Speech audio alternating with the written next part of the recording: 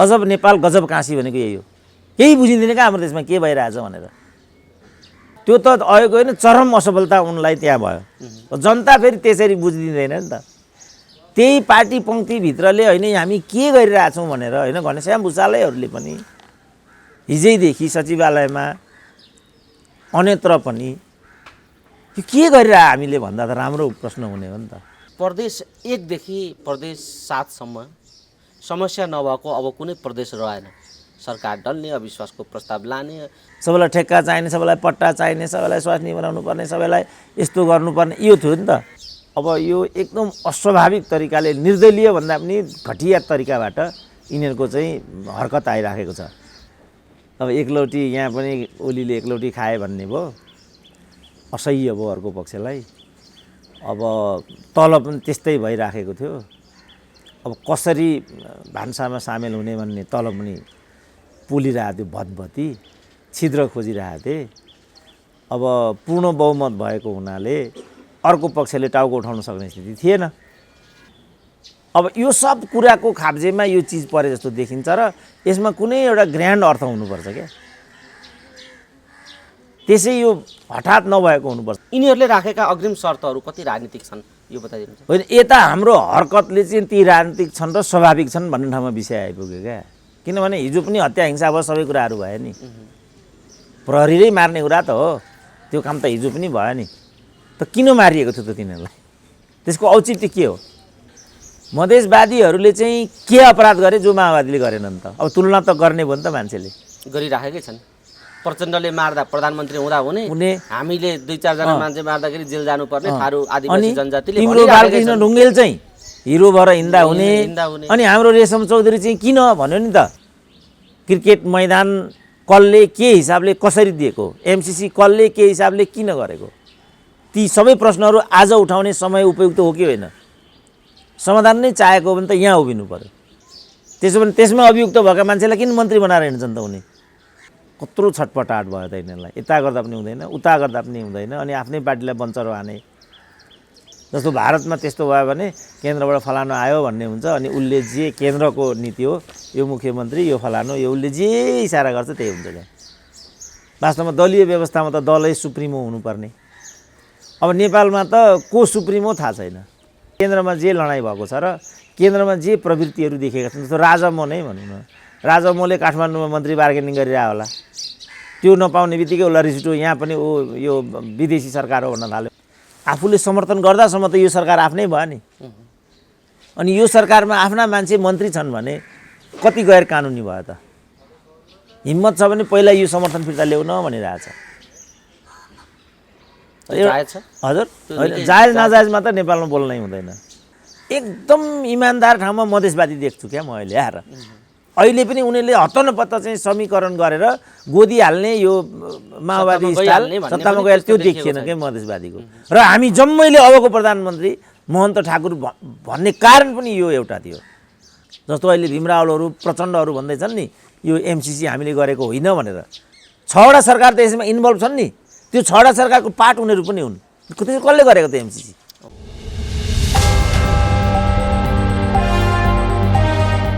बदलिदो राजनीतिक घटनाक्रममाथि केन्द्रित रहेर कुराकानी गर्नका निम्ति राजनीतिक विश्लेषक प्राध्यापक डाक्टर सुरेन्द्र केसी हामीसँग हुनुहुन्छ। डाक्टर साहब स्वागत छ यहाँलाई। ल हस्, धन्यवाद। एकतादेखि नै तपाईँले प्रश्न उठाइराख्नु भएको थियो, यो एकता पनि होइन त यो ठाउँमा यो संसद विघटनदेखि यी समग्र घटनाक्रमबारे तपाईँले सुरुदेखि नै जे प्रश्न उठाउनु भएको थियो, अब ती प्रश्नहरू अहिले सत्य साबित भए र मुलुक अप्ठ्यारो स्थितिमा पुग्यो। तर समाधान दिनका निम्ति ओलीलाई हटाउनुपर्छ भन्नेहरूका बिचमा सहमति बन्न सकेन, अर्थात् नयाँ समीकरण बन्न सकेन।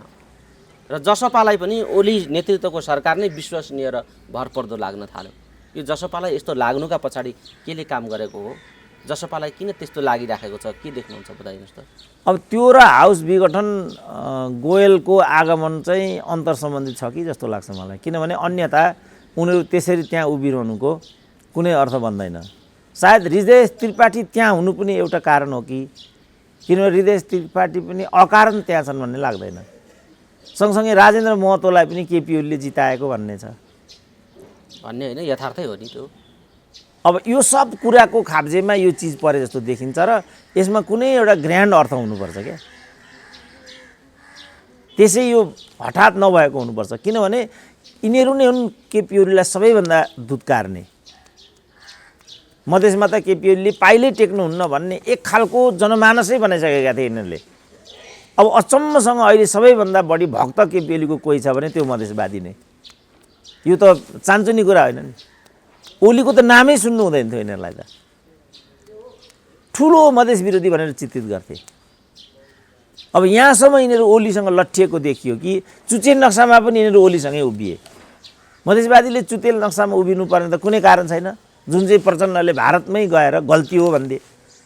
आफै त्यही दलका नेता छन्, आफैले गरेको हरकत। त्यसो भने बाबुरामले पनि त्यही भने। त्यही बाबुरामको कुरा मैले भनेको। त्यो भन्ने हो भने सरिता गिरीलाई कारबाही गर्नुको के अर्थ भयो त त्यसो भने? त यो सबबाट के बुझिन्छ भने काहीँ न काहीँ खिचडी पाकिराखेको छ, केही न केहीतिर यो विषय गइराखेको छ। र नै शेरबहादुर पनि मौन, नत्र भने शेरबहादुर मूर्ख भएर मौन रहेका हुन् त। माधव नेपालहरूले यो चिजमा चाहिँ गलत बुझाइ राख्नाले स्थिति अझ बिग्रिँदै गएको बरु यता देखिन्छ। प्रचण्डको त केही पनि बिग्रेको छैन, किनभने प्रचण्डको योभन्दा बढी हुने केही पनि थिएन। बढी भए पनि त्यहाँ एउटा लिखे प्रधानमन्त्री हुने हो। एजेन्डाको हिसाबले, राजनीतिक स्वार्थको हिसाबले बरु उनको केही पनि दाल गलेको म देख्दिनँ। यी टोपबहादुर सोपबहादुर त्यहाँ पुगे पनि आखिर दलको रूपमा त प्रचण्डै रहन्छन् त्यहाँ त। टोपबहादुरले त फेरि यहाँ चाहिँ ओलीको घुर्यानमा रछ्यानमा बसेर एउटा कहिले सानो मन्त्रीको टुक्रो आउँछ कि त्यसलाई पर्खिनु बाहेक त केही बाँकी रहँदैन त्यहाँ। त त्योबाट हेर्दाखेरि राजनीतिक रूपमा बरु प्रचण्ड आफ्नो ठाउँमा देखिने परिदृश्य आउँछ। तैपनि समीकरण यो जुन खालको संसदीय चलखेल छ यसमा त यिनी अयोग्य साबित भए नि प्रचण्ड, होइन? अयोग्य नेताकै रूपमा चित्रित भए नि जनताका बिचमा। त्यो त अयोग्य होइन, चरम असफलता उनलाई त्यहाँ भयो। जनता फेरि त्यसरी बुझिदिँदैन नि त। त्यही पार्टी पङ्क्तिभित्रले होइन हामी के गरिरहेछौँ भनेर होइन घनश्याम भुषालैहरूले पनि हिजैदेखि सचिवालयमा अन्यत्र पनि यो के गरिरह हामीले भन्दा त राम्रो प्रश्न हुने हो नि त। अहिले उनीहरूले भने जस्तै केपी ओलीले गरेको हो भने त त्यो त वास्तवमा अनौठो कुरा हुन जान्छ नि त। तर केपी ओली के भनाउनमा सफल देखिएका छन् भनेदेखि मलाई प्रधानमन्त्री छोडाउनको लागि मात्रै कुनै अर्को व्यक्तिलाई प्रधानमन्त्री बनाउन प्रतिगमनसम्मको आरोप ममाथि लाउनुको के अर्थ भन्ने तर्कको हिसाबले त उपयुक्त छ नि त। त यो कुरालाई पनि उनीहरू परास्त गर्न सफल भएन क्या। किनभने यो प्रतिगमनै थिएन नि त, यो स्वेच्छाचारिता मात्रै थियो। र यो स्वेच्छाचारिताका आधारभूमि दिने व्यक्तिहरू भनेका उनीहरू थिए पदको लागि, फेरि अरू कुराको लागि होइन। सबैलाई ठेक्का चाहिने, सबैलाई पट्टा चाहिने, सबैलाई स्वास्नी बनाउनु पर्ने, सबैलाई यस्तो गर्नुपर्ने, यो थियो नि त। त यो जम्मैको सबैभन्दा नजिकबाट परिदृश्य निहाल्ने व्यक्ति कोही थिए भने तिनको नाम केपी ओली नै हो। त्यही कारण त सूर्य थापा, विष्णु रिमाल टाइपका मान्छेले फिस्टो बराबर पनि यिनीहरूलाई नगर्ने कारण नै त्यही थियो। नत्र भने सूर्य थापाले प्रचण्डसँग पङ्गा लिने त अवस्थै छैन नि। कसरी लिने? अब भनौँ न अहिले ती विष्णु रिजाल भन्ने त मौन भयो नि। कहाँ हिजो एक ठाउँमा देखिराखेका थिएँ म, तिनको खातामा मात्रै न्यु रोडमा 2.5 करोड रुपियाँ जम्मा हुन आयो अरे कताबाट। 2.5 करोड खाता नम्बर सहित मलाई एउटाले देखाउँदै थियो। चुप छन् नि उनी अहिले। कहाँ आयो होला त त्यो पैसा? छक्क परेँ म।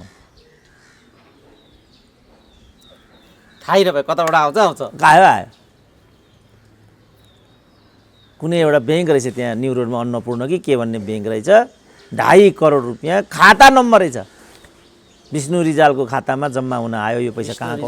विष्णु रिजाल।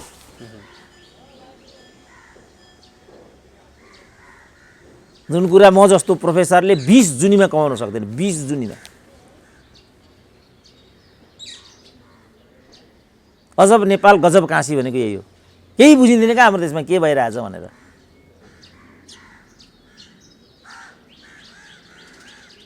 डाक्टर साहब, जसरी घटनाक्रमहरू अगाडि आइराखेका छन्, यो समीकरण बन्न नसक्नुका पछाडि, मधेसवादीले ओलीलाई समर्थन गर्नुका पछाडि जुन रहस्य छ भन्ने खालको एउटा महत्त्वपूर्ण विषय रहस्योद्घाटन तपाईँले गरिदिइराख्नु भएको छ। उनीहरूले फेरि यो समीकरणमा ओलीसँग विभिन्न किसिमका प्रस्तावहरू, ओली र मधेसवादी मिलेर जानका निम्ति विभिन्न किसिमका पूर्व शर्तहरू राखेको स्थिति पनि छ। ती शर्तहरू कति राजनीतिक छन् र ती कति मधेस केन्द्रित छन्, कति जनता केन्द्रित छन् र त्यो एजेन्डा कति राजनीतिक किसिमको छ, उनीहरूले जुन अग्रिम शर्त राखिराखेका छन् त्यो पुरा गर्ने ठाउँमा ओली छन् कि छैनन्, यिनीहरूले राखेका अग्रिम शर्तहरू कति राजनीतिक छन् यो बताइदिनुहुन्छ। होइन, यता हाम्रो हरकतले चाहिँ ती राजनीतिक छन् र स्वाभाविक छन् भन्ने ठाउँमा विषय आइपुग्यो क्या। किनभने हिजो पनि हत्या हिंसा भयो, सबै कुराहरू भयो नि, प्रहरीले मार्ने कुरा त हो, त्यो काम त हिजो पनि भयो नि, त किन मारिएको थियो त तिनीहरूलाई? त्यसको औचित्य के हो भनेपछि सर्वहाराको अधिनायकत्व, श्रमजीवी वर्गको मुक्ति, क्रान्ति, जनवादी व्यवस्था, यसको लागि भनेर न त्यो सब हत्या हिंसालाई मान्छेले बिर्स्यो। अब मधेस भए ठाउँमा आउँ, मधेसवादीहरूले चाहिँ के अपराध गरे जो माओवादीले गरेनन् त? अब तुलना त गर्ने भयो नि त, मान्छेले गरिराखेकै छन्। प्रचण्डले मार्दा प्रधानमन्त्री हुँदा हुने, हामीले 2-4 जना मान्छे मार्दाखेरि जेल जानुपर्ने थारू आदिवासी जनजातिले तिम्रो बालकृष्ण ढुङ्गेल चाहिँ हिरो भएर हिँड्दा हुने, अनि हाम्रो रेशम चौधरी चाहिँ किन भन्यो नि त, गङ्गामायाले न्याय नपाउँदा पनि हुने, 17,000 मान्छे मारिदा पनि हुने, बेपत्ता हुँदा हुने, अनि हामीले चाहिँ किन जेल बस्नुपर्ने भन्ने प्रश्न त आम रूपमा गरेकै छन्। यसको समाधान के हो त डाक्टर साहब? होइन, समाधान त समाज यतातिर गयो भने त भोलि पनि अब निरन्तर यस्ता घटना भइराख्ने, यिनै उदाहरण बनाउँदै घटना घटाइरहने खालको स्थिति त र उन्मुक्ति पाइरहने स्थिति त रहने भयो समाजमा। अब यो कोणमा यसको समाधान के हो? होइन, समाधान त राजनीतिलाई राजनीतिक रूपमा अपनाउनु पर्यो समाजले, समाधान चाहेको हो भने। तर मलाई समाजले समाधान चाहेको होला भने जस्तो लाग्दैन। समाज भन्नाले जुन यो नेतृत्व पङ्क्ति छ, उसले चाहिँ अड्काएर पड्काउने, यसलाई नै खेलोमेलो र धन्दा बनाउने, यहीँबाट स्वास्नी छोरी बुहारीलाई मालामाल गराउने, यो भन्ने देखिन्छ अहिलेको राजनीतिक समाजको उद्देश्य। यो देखिन्छ। समाधानै चाहेको हो भने त यसबाट मुक्त गराउनु पर्यो राजनीतिलाई। यिनीहरूको हातमा बन्दी पनि आज राजनीति के का लागि त?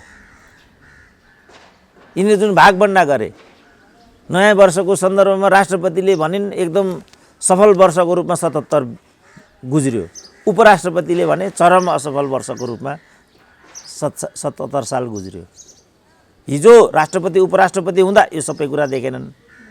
आज आफ्नो राजनीतिक प्रतिकूल हुने बित्तिकै उनीहरूले वर्षलाई नै अनुकूल र प्रतिकूल रूपमा चाहिँ चित्रित गरिदिए। तल के पाए त समाजले? दुईटै संवैधानिक पदहरू हुन्। संवैधानिक पदले यसरी मन परी राजनीतिक भाषा बोल्न पाइन्छ कि पाइँदैन? गरिमा नै बुझाएको छैन उनीहरूले। पहिलो कुरा राजनीति भनेको के हो त्यो बुझ्नु पर्यो। त्यो राजनीतिक व्यवस्थामा अमुक व्यक्तिको के भूमिका त्यो बुझ्नु पर्यो। प्रधान न्यायाधीश भनेको को हो? न्यायाधीश भनेका को हुन्? प्रमुख निर्वाचन आयुक्त भनेको को, उसको भूमिका के हुन्छ? साँच्चै समाधान चाहेको हो भने त यहाँबाट विषयलाई, हिजो दीपक राज जोशीलाई किन त्यहाँबाट प्रधान न्यायाधीश हुन दिइएन? रेणु दाहाललाई कसरी जबरजस्ती जिताइयो? क्रिकेट मैदान कसले के हिसाबले कसरी दिएको? एमसीसी कसले के हिसाबले किन गरेको? ती सबै प्रश्नहरू आज उठाउने समय उपयुक्त हो कि होइन? समाधान नै चाहेको हो भने त यहाँ उभिनु पर्यो। तर समाधान नदिएरै अड्काएर पड्काउने खेलमा हाम्रो राजनीति लिप्त छ भन्ने मेरो आफ्नो बुझाइ त्यो छ।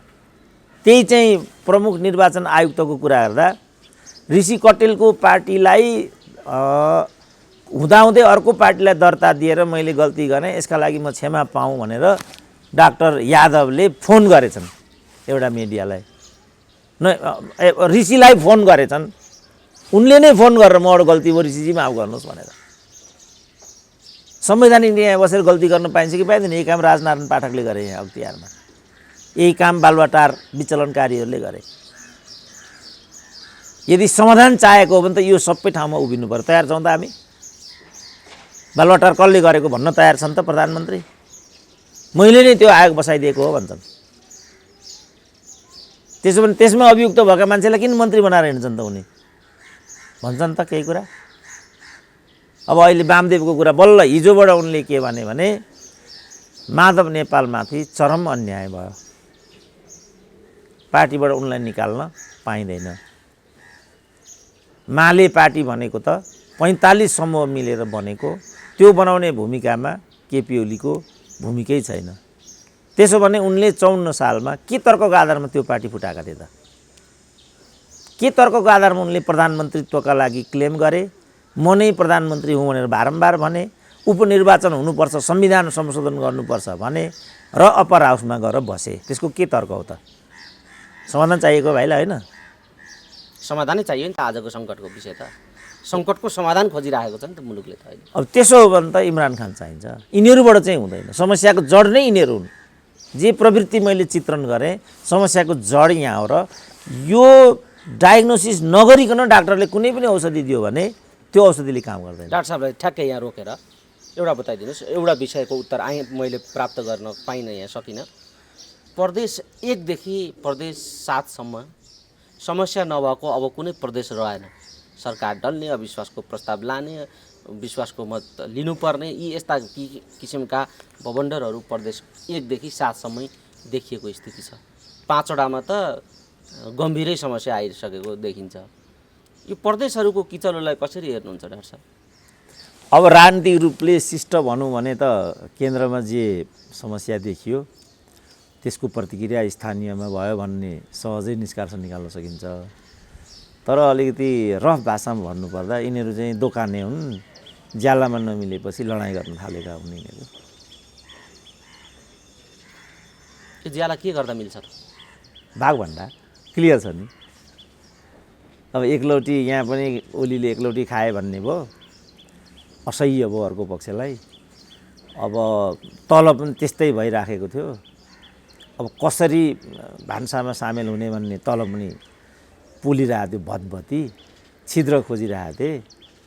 अब पूर्ण बहुमत भएको हुनाले अर्को पक्षले टाउको उठाउन सक्ने स्थिति थिएन। अब प्रतिपक्षले हो त्यो भूमिका खेल्नुपर्ने। अब काठमाडौँमा पनि प्रतिपक्षको कुनै भूमिका भएन। यहाँसम्म कि मधेसवादी दलसम्म पनि ओलीप्रति चाहिँ सहानुभूतिशील देखिए। कत्रो छटपटाट भयो त यिनीहरूलाई। यता गर्दा पनि हुँदैन, उता गर्दा पनि हुँदैन, अनि आफ्नै पार्टीलाई बन्चरो हाने। अब त्यो बन्चरो हानिसकेपछि चोइटा निस्किन्छ नि सानो तिनो, ती चोइटाहरू हुन् तिनीहरू चाहिँ।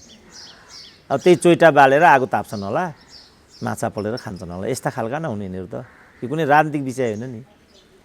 डाक्टर साहब, यही सन्दर्भमा केन्द्रमा जे भयो प्रदेशमा त्यही देखियो भन्ने कुरालाई मान्ने हो भने केन्द्रमा परिवर्तन गर्नुपर्छ भन्ने जो कुरा उठेको छ, गठबन्धनका हिसाबले गण्डकी प्रदेशलाई हेर्ने हो भने काङ्ग्रेस माओवादी जनमोर्चाहरू एक ठाउँ उभिएको देखियो। समीकरण चाहिँ अब माओवादीसँग त्यहाँबाट सुरु भएको हो काङ्ग्रेसको भनेर पनि परिभाषा गरिएको छ। त्यो माथि केन्द्रसम्म त्यसरी अभिव्यक्त हुन्छ अब देखिन्छ त्यस्तो सम्भावना। अब जताबाट पनि ओली हटाउन हो, जे भने पनि यसको अर्को अर्थ त आउँदैन पटक्कै। तर काहीँ खाब्जे के परेको छ भने जस्तो प्रदेश 2 मा नेकपाकै यो एमालेकै संसदीय दलमा बगावत भएको भन्ने सुनिएको छ। अब यो कर्णालीमा पनि योभन्दा पहिल्यै नै नेकपाकै हुँदा हेमलाल कडेलहरू अगाडि आएको भन्ने सुनियो। अब यो एकदम अस्वाभाविक तरिकाले, निर्दलीय भन्दा पनि घटिया तरिकाबाट यिनीहरूको चाहिँ हरकत आइराखेको छ। यो हेर्दाखेरि यो एउटा फ्री किक जस्तो देखिन्छ। जता पनि हान्न पाउने, जहाँ पनि हान्न पाउने त्यस्तो देखिन्छ। किनभने दलीय व्यवस्थामा त एकदम दलको कमान्डमा सबै कुरा हुनुपर्ने हुन्छ। दलको केन्द्रीय प्रतिनिधि तल जानुपर्ने हुन्छ, अनि मात्रै यी हरकत गर्न पाइन्छन् उसको सुपरभिजनमा। दलीय व्यवस्था हामीले बुझेको त यो हो। अब यहाँ त अहिलेसम्म केन्द्रबाट कुनै प्रतिनिधि गयो भन्ने अहिलेसम्मको अभ्यासै सुनिएको छैन। जस्तो भारतमा त्यस्तो भयो भने केन्द्रबाट फलानु आयो भन्ने हुन्छ, अनि उसले जे केन्द्रको नीति हो, यो मुख्यमन्त्री, यो फलानु, यो उसले जे इसारा गर्छ त्यही हुन्छ। त्यहाँ वास्तवमा दलीय व्यवस्थामा त दलै सुप्रिमो हुनुपर्ने। अब नेपालमा त को सुप्रिमो थाहा छैन। अब एउटै पार्टीमा 2-3टा अध्यक्ष बनाएका हुन्छन्, अनेक संयन्त्र खडा गरेका हुन्छन्। त्यसपछि पनि यो शक्ति केन्द्रको अस्पष्टताले पनि भ्रम उत्पन्न गर्छ। सारांशमा चाहिँ के भने केन्द्रमा जे लडाइँ भएको छ र केन्द्रमा जे प्रवृत्तिहरू देखेका छन्, जस्तो राजा मो नै भनौँ न, राजा मोले काठमाडौँमा मन्त्री बार्गेनिङ गरिरह होला, त्यो नपाउने बित्तिकै उसलाई रिस उठ्यो, यहाँ पनि यो विदेशी सरकार हो भन्न थाल्यो। हिजो उही विदेशी सरकारको उपप्रधानमन्त्री भएर हिँड्थ्यो फेरि यही। ओलीलाई विज्ञप्ति निकालेर समर्थन पनि गरेको हो ओली सरकारको। अब यहाँसम्म अब किन त्यही बार्गेनिङ हो होइन, यिनीहरूको त त्यही न, अरू केही होइन, कि पैसा कि बार्गेनिङ हो। अब ओलीले दिँदा अब जनमोर्चा निर्णायक छ फेरि त्यहाँ अब जहाँ एकै सिटको पनि निर्णायक हुने ठाउँमा अनि जना सदस्य संसदहरू कहाँ जनमोर्चा उहाँ दीपक मनाङेको निर्णायक स्थिति छ। जनमोर्चा त जनमोर्चै हो नि त। दीपक मनाङले त जसले पनि चिन्छ। अब जसले पनि चिनेर के गर्नु, उता नेकपाबाट स्वतन्त्र ब्याकिङबाट चाहिँ सांसद बनिरहेको स्थिति छ। दीपक मनाङे मैले त गृहमन्त्रीको अनुमान गरेका थिएँ, अब मुख्यमन्त्री भयो भने तपाईँ अचम्म नमान्नु होला। त्यसपछि बल्ल चित्रबहादुर केसीहरूलाई सन्चो हुन्छ होला। यो हो नि त धन्दा त, रफमा भन्दा है। अब सुरुमै मैले भनिहालेँ, राजनीतिक रूपमा भन्नुपर्दा केन्द्रमा जुन किसिमको खटपट देखिएको छ, जुन किसिमको घात अन्तर्घात प्रतिघातका सम्भावनाहरू, किनभने अब भनिसक्यो नि त यो प्रभु शाह कि कुन चाहिँले अथवा यस्तै कसले यो खनालले नै भनेको छ, प्रोफेसर खनालले नै यदि माओवादीले चाहिँ ओलीबाट समर्थन फिर्ता नलिने हो भने त्यही काम गरेर बसेका 4टा सांसदहरूलाई हटाउनुको के औचित्य भयो भनिरहेछ। आफूले समर्थन गर्दासम्म त यो सरकार आफ्नै भयो नि। अनि यो सरकारमा आफ्ना मान्छे मन्त्री छन् भने कति गैर कानुनी भयो त। हिम्मत छ भने पहिला यो समर्थन फिर्ता ल्याउन भनिरहेछ। हजुर, जायज नाजायजमा त नेपालमा बोल्नै हुँदैन, किनभने जायज नाजायजमा बोल्यो भने कुन घिउ बेचुवा हो, कुन तरवार बेचुवा हो। तर्कसङ्गत छ त्यो कुरा, उनीहरूले उठाएको कुरा अहिले जे भन्नुभयो नि तर्कसङ्गतको हिसाबले त छँदैछ। किनभने जस्तो बादलहरूले पनि त्यही भनिरहेको हुन्छ, टोपबहादुरहरूले पनि त्यही भनिरहेको हुन्छ, समर्थन फिर्ता नलिने यता कारबाही गर्ने। तिमीले एकलौटी पार्टी एकता गर्दा केही पनि भएन, तिमीसँग माधव नेपालहरू आएर टाँसिँदा केही पनि भएन, अनि हामी केपी ओलीसँग गएर टाँसिँदाखेरि चाहिँ के भयो त भन्ने तर्कका लागि तर्क त केही पनि गलत छैन नि त। अब मलाई खुसी लागेको के छ भने यो 1 वर्षमा अथवा यो केपी ओली विरुद्धका जे जति चाहिँ प्रक्रियाहरू थिए त्यो प्रक्रियामा म जहाँ उभिरहेको थिएँ त्यहाँ चाहिँ सिङ्गो देश आयो। यसमा चाहिँ मलाई अहिले धेरै वर्षपछि प्रसन्नता भएको छ। जस्तो मध्यावधिको कुरामा पनि ठुल्ठुला प्रोफेसरहरू भन्न थाले, महन्त ठाकुरको कुरा पनि तिनै प्रोफेसरले पनि भने, अरूले पनि भने। किनभने एउटा ग्राउन्ड रियालिटीमा खडा भइयो भने अनि त्यसको वरिपरि चाहिँ सिङ्गो देश गोलबन्द हुँदो रहेछ भन्ने चाहिँ देखियो क्या यो। किनभने यिनीहरूले यो मूल्यको लागि, राजनीतिको लागि, विचार सिद्धान्त देश जनताको लागि गरेको हरकत थिएन नि त कसैले पनि। मधेसवादीहरूले जुन खालको पूर्व शर्त राखेका छन् नि त्यो राजनीतिक छ त तपाईँले भन्नुभयो। ती राजनीतिक शर्तहरूलाई पुरा गर्ने हैसियतमा ओलीजी छन् कि छैनन् अहिले? होइन, मैले सत्ताका निम्ति गर्छन् ओलीले यो काम? होइन, मैले राजनीतिक भनिनु स्वाभाविक मात्रै भने। राजनीतिक भन्नु र स्वाभाविक अस्वाभाविक भन्नुमा फरक हुन्छ। स्वाभाविकको सापेक्षता मैले के देखाएँ भने यस्तै किसिमका हत्कण्डा हिजो विगतलाई उदाहरण बनाएर तपाईँले उनीहरूले यो राख्नु स्वाभाविक देखिन्छ भन्नेसम्म तर्क गर्नुभयो। अब यी स्वाभाविक देखिएका अस्वाभाविक या स्वाभाविक मुद्दाहरू जेसुकै हुन्, यी उदाहरणहरू दिँदै अब ओलीजी माथि पनि दबाब त परेकै छ, प्रेसर त गरेकै छन् उनीहरूले पनि। ओलीजीलाई पनि सत्ता टिकाउनु पर्ने र बलियो भएर अगाडि जानुपर्ने अर्को बाध्यता छँदैछ। त यस्तो बेला उनी यो मुद्दा पुरा गर्ने ठाउँमा छन् कि छैनन् ओलीजी? होइन, यहाँ चाहिँ कस्तो भयो भने यी मुद्दाहरू चाहिँ लामो समयसम्म दाबी राखेको हुनाले उकुच परेको कि खुट्टामा घाउ कचल्टिएपछि, उकुच परेपछि घाउ कचल्टिन्छ र तीबाट खुट्टा काट्नुपर्ने अवस्था आइपुग्छ। अब उनीहरूको मधेसवादीको अरू केही पनि माग थिएन। लाल आयोगको रिपोर्ट सार्वजनिक गरिदेऊ न, लाल आयोगले जे भनेको छ हामी त्यो मान्छौँ भनेको छ। एकदम इमान्दार ठाउँमा मधेसवादी देख्छु क्या म अहिले आएर। अहिले पनि उनीहरूले हत्तनपत्त चाहिँ समीकरण गरेर गोदी हाल्ने यो माओवादी स्टाइल सत्तामा गएर त्यो देखिएन क्या मधेसवादीको। र हामी जम्मैले अबको प्रधानमन्त्री महन्त ठाकुर भन्ने कारण पनि यो एउटा थियो। त यो हिसाबले मधेसवादीहरूको त्यत्रो माग पनि देखिँदैन। उनीहरूको सिम्पल माग दिन्छ लाल आयोग सार्वजनिक गरिदेऊ न। अब लाल आयोग भनेको त संवैधानिक आयोग हो, संसदले गठन गरेको आयोग हो नि। उसले जे भनेको छ त्यहाँ चाहिँ रेशम चौधरी लगायतको प्रकरणमा त्यो मान्छौँ भनेपछि त त्यो पुरा गर्न नसक्ने अवस्था पनि भएन। किन त्यो केपी ओलीले पुरा गरेको पनि हुँदैन, पूर्ववर्ती सरकारले नै गरेको हुन्छ। संवैधानिक प्रतिवेदनहरूलाई कार्यान्वयन गर्ने जिम्मेवारी राज्यको हुन्छ, किनभने ऊ अविच्छिन्न उत्तराधिकारवाला संस्था हुन्छ। जस्तो अहिले भीमरावलहरू प्रचण्डहरू भन्दैछन् नि यो एमसिसी हामीले गरेको होइन भनेर। 6वटा सरकार त यसमा इन्भल्भ छन् नि। त्यो 6वटा सरकारको पार्ट उनीहरू पनि हुन्। त्यसो कसले गरेको त एमसीसी?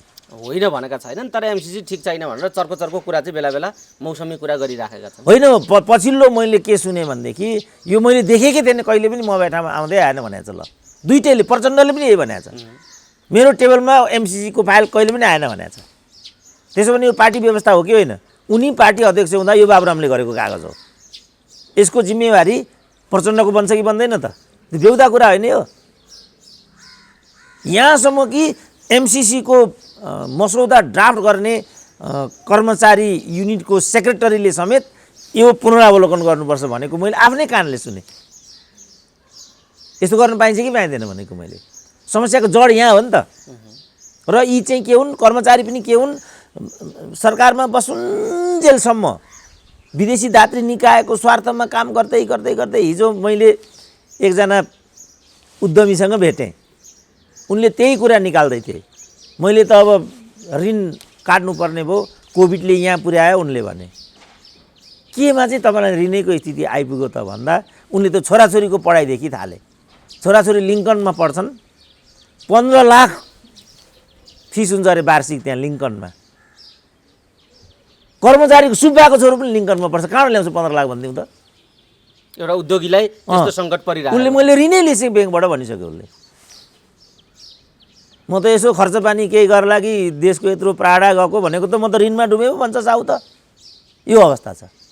खरदारले लिङ्कनमा युनिभर्सिटी पनि ठुल्ठुलो गफ गर्ने प्राडाका छोराछोरी त्यहीँ पढ्छन्। जुन प्राडाले 37 वर्षमा 10 लाख कमाउनु सकेन अनि वर्षको 15 लाख फी तिरेर कसरी छोराछोरी त्यहाँ पढाउँदो भन्नु त त्यो प्राडाले? यो जुन विरोधाभासपूर्ण हरकत हामीले गरेका छौँ नि, राजनीतिले यो चिजलाई चाहिँ छाडा छोड्नाले आजको दिन आएको नेपालमा। मेलम्चीमा गौरव गर्छन् नि मानिसहरूले। यो त 12 अरबमा 10 वर्ष अगाडि सम्पन्न हुनुपर्ने प्रोजेक्ट हो नि। अझ 20 वर्षै अगाडि, 25 वर्ष, 22 वर्ष अगाडि पुरा भएको भए पनि अन्यथा नहुने। तर 31 अरब लागेर यसले 28 वर्षको समय लियो। यसको क्षतिपूर्ताल कसले गर्ने हो? राजनीतिले त हो त्यसको उत्तर पो खोज्छ त। कल कारखानाहरू बन्द भए, कसले बन्द गरेको? किन बन्द गरेको? राजनीतिले नै भन्दैछ कि बजार व्यवस्थामा जानुको विकल्प थिएन। बजार व्यवस्था भनेको मुलुकलाई अप्ठ्यारोमा धकेलिदिने हो त? त्यही हो बजार व्यवस्था भनेको। त्यसकारण मैले ठुल्ठुला एमसीसी वादीहरूमाथि प्रश्न गरेर तिमीहरूसँग कुन भाषामा, कुन विश्वविद्यालयमा, कुन फोरममा बसेर डिबेट गर्ने हो गर्नु एकपल्ट भने मैले। अब एमसीसीको यात्रा यति लामो तय गरिसके, अब आएर एमसीसीको प्रश्न उठाउनुको अर्थ के हुन्छ? त्यो पनि सत्ताधारी दलकै अथवा त्यो गर्ने सरकारकै दलका नेताहरूले यसको अर्थ बन्छ त? गरिसक्यो राज्यले। यी डबल स्ट्यान्डर्डमा खेलिराखेका छन्, यी द्वैध चरित्रमा छन् भन्ने कुरा त प्रचण्डको भूमिका, ओलीजीका भूमिका, अहिलेको समग्र सरकारकादेखि लिएर प्रतिपक्षका समग्र भूमिकाले यो देखाइराखेको छ। किनभने हामीले गरेको होइन, फाइल थाहा छैन भन्छन्, एमसीसीको विरोधमा नारा लाग्दाखेरि चार्ज गरेर त्यहाँबाट प्रचण्ड भाग्छन् भनेपछि यो डबल चरित्रमा हाम्रो राजनीति घुमिराखेको छ भन्ने कुरा त देखिन्छ डाक्टर साहब। तर अहिले संसदमा पेश गर्नुपर्ने जुन एमसीसीको प्रावधान छ पास गर्नका निम्ति, त्यसलाई सभामुखले रोके र त्यो मात्रै नभएर कुनै पनि काम अघि बढ्न नदिने मनस्थितिमा सभामुख चाहिँ त्यहाँ उपयोग भइराखेका छन्, प्रयोग भइराखेका छन् माओवादी केन्द्रबाट भन्ने ओलीजीले पटक पटक आरोप लगाइराख्नु भएको सुनिन्छ। र सभामुखमाथि त्यस कुनै पनि संसदबाट हुनुपर्ने कुरा अगाडि बढ्न नदिने र हलो अड्काउने ठाउँमा सभामुख नै प्रयोग भइराखेका छन् भन्ने असन्तुष्टि उहाँको देखिएको छ। यो प्रधानमन्त्रीको असन्तुष्टि कतिको सत्यको नजिक छ र त्यो एमसीसीको विषयमा सभामुखले रोकेको हो कि होइन, माओवादी केन्द्रले रोकेको हो कि होइन, यसका पछाडि त्यो रोकिनु या अघि बढ्न नसक्नुका पछाडि या प्रधानमन्त्रीले असन्तुष्टि जनाउनुका पछाडि के छ विषय बताइदिनु। अब प्रधानमन्त्रीले चाहिँ कार्यकारी प्रमुखको रूपमा व्यवस्थापिका प्रमुखलाई यो प्रश्न उठाएको हकमा मैले देख्दा अस्वाभाविक छैन। तर मिसकोट यहाँ के भयो भने एमसीसीको लागि केपी ओलीले सार्वजनिक रूपमा धम्क्याए, अग्नि खरेल के नाम, अग्नि पौडेल के हो, अग्नि सापकोटालाई भन्ने कुरा आयो। अब मैले पनि ध्यान दिएर सुने, प्रधानमन्त्रीले चाहिँ व्यवस्थापिका प्रमुखले यो गरिराख्नु कतिको उचित छ भन्ने नै प्रश्न त्यहाँ उठाएको मैले सुने। संसदले निर्णय गर्नुपर्छ यति मात्रै भनेको छ, पास गर्नुपर्छ भनेको मैले सुनिनँ। संसदले जे गर्छ पेश गरौँ भन्ने कुरासम्म यो कुरा ल्याएको देखिन्छ। यो हकमा चाहिँ व्यवस्थापिका प्रमुखले यसो गर्नु उचित छैन भन्ने हकमा म अनुपयुक्त देख्दिनँ। तर अहिलेको समस्या के भने त्रिकोणात्मक सङ्घर्षको अहिलेको अवस्था हो। राज्य चाहिँ त्रयी शक्तिबाट चाहिँ व्यवस्थित हुन्छ। आधुनिक राज्य व्यवस्थापिका, कार्यपालिका र न्यायपालिका, यो तीनटा शक्ति एकमुख भएन भने अनि त्यसले विकराल स्थिति कहिलेकाहीँ पैदा गराउँछ। जस्तो न्यायालयले चाहिँ संसद पुनर्स्थापना गरिदियो, न्यायालयको जो भूमिका भयो कार्यपालिकाको चस्माबाट हेर्दाखेरि त्यो भूमिका आफै पनि उपयुक्त छैन। किनभने यो त एकअर्काका सहायक अन्तर सम्बन्धित शक्तिहरू हुन् नि यी तीनटा। त यो तीनटा तीनतिर फर्किने हो भने त मुभै हुँदैन राज्य व्यवस्था त। अब भाइटल कुरा, त्यो पनि यो त भाइटल कुरा हो नि। अब प्रधानमन्त्रीले चाहिँ संविधानभन्दा पर गएर चाहिँ मध्यावधि सिफारिस गरेको भन्ने कुरा सत्य छ। अर्को सत्य के छ भने त्योभन्दा अर्को उनीसँग विकल्पै थिएन, त्यो पनि सत्य छ। किन त्यसपछि त हाउस चल्दै चलेन नि। अब चल्न नदिनेमा व्यवस्थापिका प्रमुखकै भूमिका हो कि भन्ने ठाउँमा विषय आइराखेको छ। अब यो हकमा त्यो प्रश्न उठ्नु अस्वाभाविक छैन, किनभने उनीहरू तीनटा चाहिँ तीनतिर फर्किने हुँदैन। जस्तो अघि हामीले राष्ट्रपति र उपराष्ट्रपतिको कुरा गऱ्यौँ नि, उनीहरूले दुईटा आवाज दिने पाउँछ, दुईटा संवैधानिक हुन् नि, उनीहरूको राजनीतिक भूमिकै हुँदैन। सरकारले दिएको कागज पढेर सुनाउने बाहेक उनीहरूसँग अर्को भूमिका हुँदैन। तर उनीहरूले त दुईटा भाषा पढे त्यहाँ त गैर संवैधानिक हो त्यो संविधानको कोणबाट हेर्दा। तर अब नेपालको खास वस्तुस्थितिमा हेर्दाखेरि सत्ता साझेदारीबाट यिनीहरू गइराखेका छन्। उपराष्ट्रपति सिधै माओवादीबाट छन्, राष्ट्रपति सिधै एमालेको केपी गुटबाट छिन्। अब संसदका स्पिकर चाहिँ सिधै माओवादीबाट छन्। नाङ्गो ढङ्गले ल्याउने यही कुरा हेरौँ न, सोमनाथ चटर्जी इन्डियाको यही गराउन खोज्यो नि त त्यहाँ मार्क्सवादीले। मानेनन्, पार्टी नै छोडे नि उनले, मानेनन् नि उनले। राजीनामा दिनुपर्छ भने लास्टमा दिन्न म भने, आखिरमा दलै छोडे, दिवंगत पनि भइसक्यो। स्पिकर भनेको त त्यो पद हो नि त। यो हदमा प्रधानमन्त्रीले यो प्रश्न उठाएको देखिन्छ। तर यो सङ्घर्ष मैले देख्दा व्यवस्थापिका, कार्यपालिका र न्यायपालिका बिचको सङ्घर्ष हो। यसले चाहिँ आधुनिक राज्य प्रणालीको कोणबाट हेर्दाखेरि सहजताभन्दा असहजतातिर विषयलाई डोर्याउने खतरा म देख्छु। अब यो कहाँसम्म पुग्छ? जस्तो पहिला पनि 18 गते त्यो बेलाको 18 गते, अब यो भदौ हो कि साउन हो, प्रोबेबली भदौ नै होला, संसदले एमसिसी पास गरिसक्नुपर्ने समय सीमा थियो। हाउस छल्दिए स्पिकरले, प्रधानमन्त्रीले हाउसै स्थगन गरिदिए, अन्त्य गरिदिए। त्यही बेला यो झगडा आउन खोजेको थियो। मलाई थाहै नदिकन यो गरे भन्ने स्पिकरको भनाइदियो। किनभने स्पिकरको अनुरोधमा प्रधानमन्त्रीले राष्ट्रपतिलाई सिफारिस गर्ने हो। हाउस अन्त्य गर्नु पर्यो भने पनि उनले एकलौटी गरिदिए, थाहै छैन स्पिकरलाई। यो पनि उनीहरूको द्वन्द्वको कुरा हो। व्यवस्थापिका, कार्यपालिका, न्यायपालिका बिचको त्रिकोणात्मक सङ्घर्षको कुरा हो यो। यो चाहिँ एकमुखबाट अगाडि जानुपर्छ, नत्र भने राज्य प्रणाली नै अगाडि जाँदैन नि। जस्तो क्याबिनेटमा यही कुरा अहिले आयो नि त। अब नेपाली जनताले आम रूपमा अब चाहिँ बुझिहाल्ला सायद। यो चाहिँ प्रधानमन्त्रीय प्रणाली हो, यहाँ अरू मन्त्रीको केही पनि चल्दैन। कुलमानको नियुक्ति वर्षमानले गर्न सकेनन् नि, कारण यही थियो। प्रधानमन्त्रीले भनेपछि सक्यो, बस यो फाइल ल्याऊ भनेपछि लाने हो, रोक भनेपछि फेरि त्यहाँ सवाल जवाब गर्न पाइँदैन अरे। यो गर्नु प्रस्ताव ल्याउँछ अरे मुख्य सचिवले, कहिलेकाहीँ ठाडो प्रस्ताव मन्त्रीले पनि राख्न सक्छ अरे त्यहाँ, ठाडै।